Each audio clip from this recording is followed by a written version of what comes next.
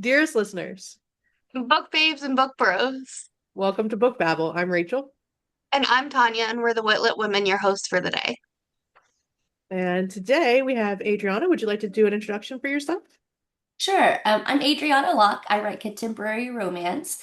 I have a lot of family series. All my books end in happily ever after.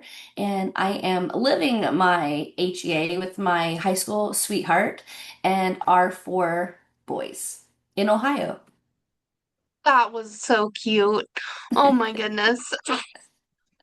Okay, well, we are going to start our 5-minute AMA round now. Adriana, are you ready to babble?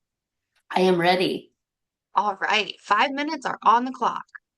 Okay, so I'm fresh out of your Brewer Siblings series, and I'm curious, what had you inspired to write not just that, but all of your books? How did you get to where you're at now? My husband actually dared me to write a novel like years ago. Well, 10 years ago, actually. And it was like a cold night. We were home alone, and I was like, there's nothing I want to read. And he was like, I've seen our Amazon bill. You're a liar. And I'm like, there's nothing I want to read right now. And so he was like, well, write the book you want to read. And so I did it at first, just kind of like toying around, playing with him because he dared me to do it. And eventually I just fell in love with the whole idea of the book and of writing and of storytelling. And I loved what the process gave me as a stay-at-home mom who is, you know, getting gum out of the carpet every day. It was such a nice thing to have for myself. And I have been publishing ever since. So, speaking of processes, what is your process of writing and publishing? I'm sort of a mixture between a plotter and a pantser. I kind of go back and forth between the two depending on the book and how clearly it's laid out in my brain. I usually come up with like a trope mixture that I really like, or a character will be just really loud in my head. And sometimes I start with a character and I just sort of build out from there. Love that. So, which of your characters is your favorite character? Oh, I can't answer that. They're all my favorite. They're so There's some good. that there were some that were easier to write than others. Some have made me work for it. Some I think are will always be special to me in a different way. But I mean, they're all kind of like your kids in a way. Like you love them all, and you can't hurt any of their feelings. No, that makes sense. So to piggyback on Rachel's question, instead of what's your favorite, which one do you connect with or identify with the most? Like, are there any that you are that are inspired by you specifically?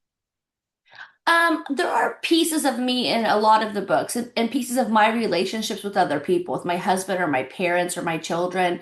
I think really the one that I connect with the most is probably not even a heroine, but it's in my Carmichael family series. Her name's Damaris, and she's the mother of the Carmichael brood.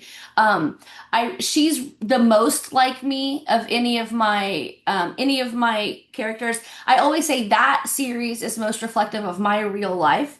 And her relationship with her husband, Kix, is the most like my relationship with my husband.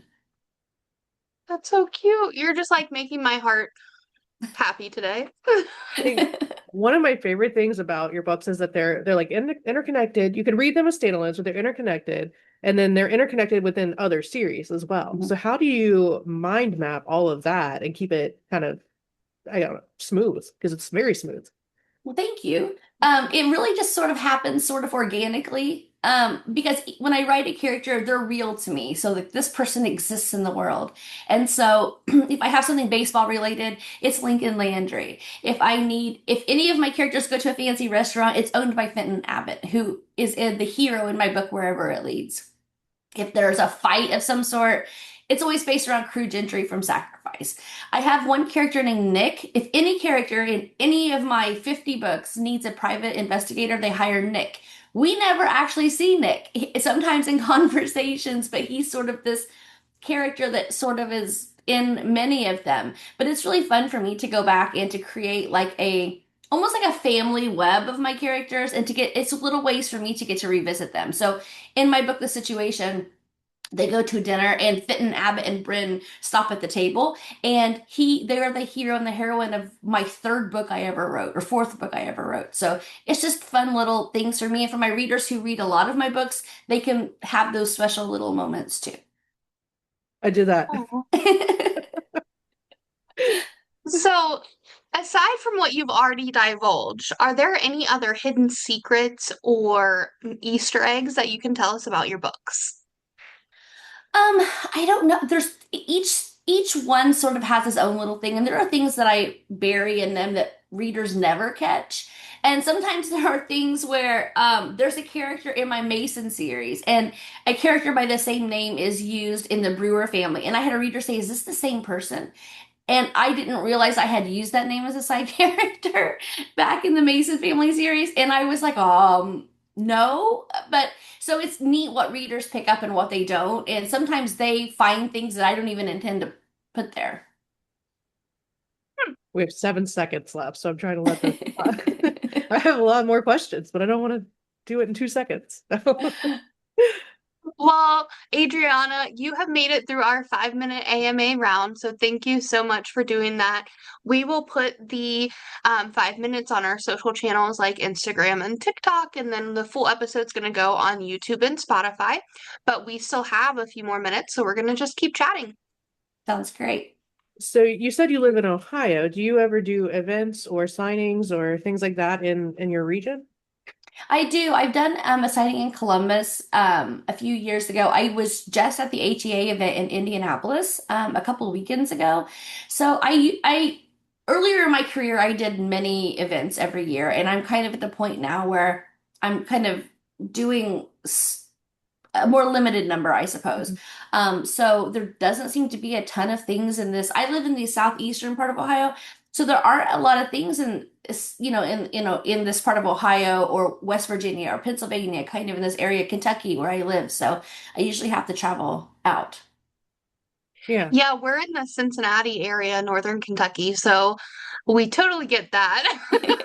And we are totally going to be watching. So if there's ever an event that you're at, we will see you there. But That's it's great. exciting. Um, I love Ohio. Cincinnati's beautiful. We're going on Tuesday to the Reds game, so I will be in Cincinnati on Tuesday. exciting. Ooh, Yeah. that's I gonna be travel to fun. Columbus a lot, and there's a lot of stuff up there, but not so much in this, southern area. So Yeah. to anyone listening, let's get some stuff going. Please, please. Yeah.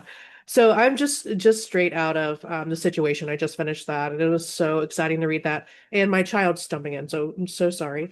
Um, Great. Okay. So so what does it feel like when you finish like a group of a series like that? So that was the fifth of the five, right? So Mhm. where are you at now in your head and your heart with this whole series? It's always a little sad because you're done with them. They're in sort of a little box, and you know that every day when you come down to your desk to work, you're not going to be talking to one of them. And when you're talking to one of them, there's text threads and conversations, so you kind of get to see all of them. And so that's sort of sad. Like you're kind of leaving a friend behind. But also it's exciting because you're meeting a whole new group of characters, and you get to explore all of that and find new personalities. And so it's sort of a mixture to leave them to sort of walk away from them. But I also know, like as you said earlier, I do weave them through, so I know that, like, for example, in the book that I'm writing now, some of them have already popped up. So it's not like I have to say goodbye to them forever. Yeah. Where do you get all of this inspiration from? You said you have like close to 50 books or so. How do you where does all of this come from? I mean, different places. I think once you start training yourself, or some people I think just have the knack of looking for inspiration and finding things and listening, it's everywhere. So sometimes it's a lyric in a song. Like it's one line and you're like, oh, and then your brain just kind of races with that. It's stories that my kids tell me from their relationships or the relationship that their friends are having, or it's a story my husband will tell me. Or one time my husband called me from the parking lot of TJ Maxx, and he's like, I have a story idea for you. This lady was on the other side of the clothing rack, and she was on the phone on talking to this person on speakerphone. Listen to this. And so it's conversations that I overhear at wrestling matches. And sometimes it's a trope, like The Proposal, the first book in the Brewer family series. I had never written kind of an oops marriage in Vegas, and I was like, I really want to do that. So I sort of just started with that idea and thought, okay, what would really complicate this? Well, what if it was her, her brother's best friend. Okay, well, let's add that to it. I've always wanted to write a rugby hero. Let's add that to it. And you sort of just create this little layer cake, and all of a sudden it just, like when you make like a pot of soup and then it's better the next day, it's kind of like the same thing. You just sort of add tropes together and they sort of just like marry each other, sort of. I love that. That's the best description I think I've heard ever, to be honest, about how a writing process. Because, like, not everyone has all these creative ideas just in their head all of the time. It Mhm. comes out of nowhere, like you said, like little conversations you overhear and stuff. So it's really cool to hear that you find inspiration just from the everyday normal things. I think a lot of my books, I mean, even if they're billionaires, so the Brewers are very wealthy. They own many things, they have lots of money. But I really think, for me anyway, that my characters, even if they have a lot of money or if they don't, or if they're famous or if they're not, they are all relatable. They all have like um very n normal people, like the everyday person. Um, you know, those experiences and those feelings, and so I really think that it makes sense that I find things in the real world and then sometimes I apply them to these like big worlds, but they're really sort of just things that we would all go through, I think. Yeah, and you do a wonderful job doing it. So, I was gonna say I would Thank agree with you. that, and I love contemporary romance, but I often find like on a series it kind of becomes stale after a while, but yours doesn't. I think Oh, I love thank that you. so much because it's like I'm so enraptured in each one, and I think back to reading about Ren and the proposal and how much I loved him, and then I love every single person after that up until the very end now, and I'm like, oh wow, I mean. I just love all Thank these you. guys and I love all the stories and the women I relate to so much. And it's just really cool that you're able to intertwine these really out there kind of tropes, but then keep everybody normal too at the same time. Thank you. That was really kind of you. so Adriana, we are just about to the end of the interview. This is the point where I usually open up the floor to the author and see if there's anything that you want to discuss or anything you want to tell your readers.